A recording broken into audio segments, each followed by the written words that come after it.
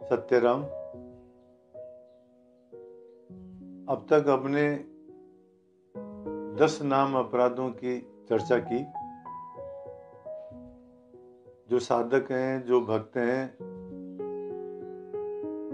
उन्हें 10 नाम अपराधों से तो बचना ही चाहिए, पर 10 नाम अपराधों के साथ साथ में 6 वैष्णव अपराध भी हैं, उनसे भी बचना चाहिए। वैष्णव अपराध का क्या तात्पर्य है? वैष्णव अपराध का तात्पर्य यह है कि जो भगवान के भक्त हैं, जो साधु हैं, उनका कोई अपराध न हो जाए। तो वो अपराध कौन कौन से हैं उसके बारे में बताते हैं। हंति, निंदति, वैद्वेष्टि, वैष्णवान नाभिनंदति, क्रुद्धते याति नो हर्षम, दर्शने पतनानिषट। इसका तात्पर्य यह है महाराज, हंति साधु महात्मा के लोगों को पीटना, भगवान के भक्तों को पीटना। निंदति भगवान के भक्तों की निंदा करना। वैद्वेष्टि भगवान के भक्तों से द्वेष रखना। भगवान के जो भक्त हैं उनको देख करके प्रसन्न नहीं होना, उनके ऊपर क्रोध करना और उनके दर्शन करके और प्रसन्न नहीं होना, ये 6 दोष बताए गए हैं। दादू जी महाराज जी भी अपनी वाणी में कहते हैं, जीगर निंदा साधु की, सोगर गए समूल, तिनकी नींव न पाइये, नाव न ठावन धूल।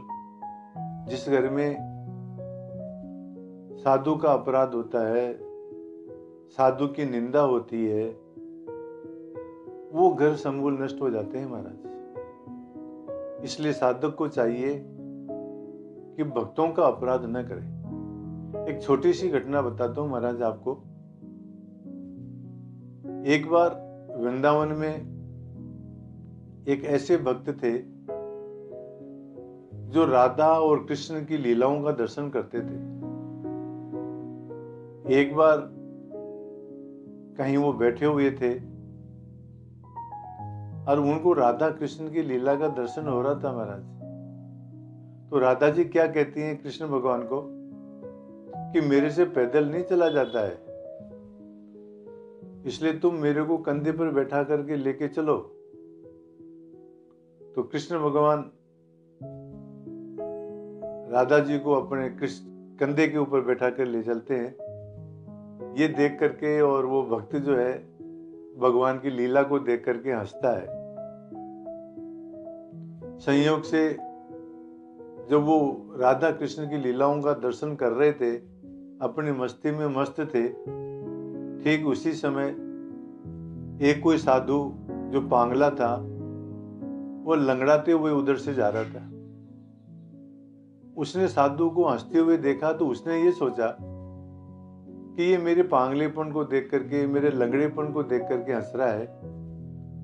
तो उसने उसको श्राप दे दिया कि तू जिस बात को लेकर के मुस्कुरा रहा है, जिस बात से तू प्रसन्न हो रहा है, वो तेरा कारण ही समाप्त हो जाएगा। ऐसा श्राप दे दिया। फलस्वरूप उस साधु को भगवान कृष्ण और राधा की लीला दिखना बंद हो गया। उनको बहुत पश्चाताप हुआ। वो साधु महात्माओं के पास में गए और जाकर के पूछा कारण क्या हुआ कि मेरे को राधा माधव की लीला का दर्शन कैसे नहीं हो पा रहा है। तो किसी ने कहा कि तुम्हारे से किसी साधु का अपराध हो गया है, किसी ने तुम्हारे को शाप दे दिया है, इस कारण से तुम्हारे को दर्शन नहीं हो पा रहे। तो महाराज इसका उपाय क्या किया जाए? कि इसका उपाय तो यही है कि मतलब जिसका अपराध हुआ है उसे क्षमा मांगो। उसने कहा कि महाराज मेरे को तो पता ही नहीं है, मैंने तो चला के किसी का अपराध किया ही नहीं, अब मैं कैसे क्षमा मांगू इस बात के लिए। तो उन्होंने एक सुझाव दिया कि तुम ऐसा करोगे कि भंडारा करो और भंडारे में सभी साधुओं को भोजन कराओ, सबको भेंट पूजा दो और सबसे क्षमा मांगो। उन्होंने भंडारा किया, सभी साधुओं को भेंट पूजा देने लगे, माफी मांगने लगे सबसे। संयोग से वो साधु भी भंडारे में आया हुआ था। जब उसको भेंट दी और क्षमा मांगी तो उसने कहा कि तुमने पहले मेरी हंसी क्यों उड़ाई थी, पहले तुमने मेरा अपमान क्यों किया था।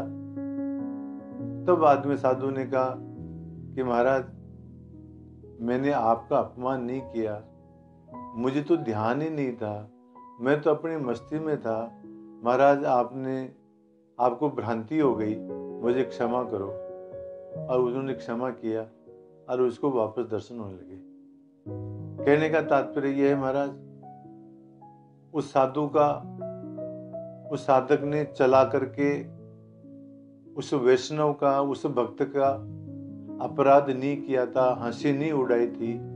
उसके बावजूद भी उसके साप से उसको राधा माधव की लीला दिखना बंद हो गया। तो महाराज यदि हम वस्तुतः ही ईर्ष्या के कारण से, द्वेष के कारण से, क्रोध के कारण से यदि साधु का, यदि वैष्णव का अपराध करते हैं तो महाराज हमारे को बहुत दोष लगता है। इसलिए कहा गया है कि नाम अपराध के साथ साथ में वैष्णव अपराध से भी हमारे को बचना चाहिए। ये इसका तात्पर्य है। सत्य राम।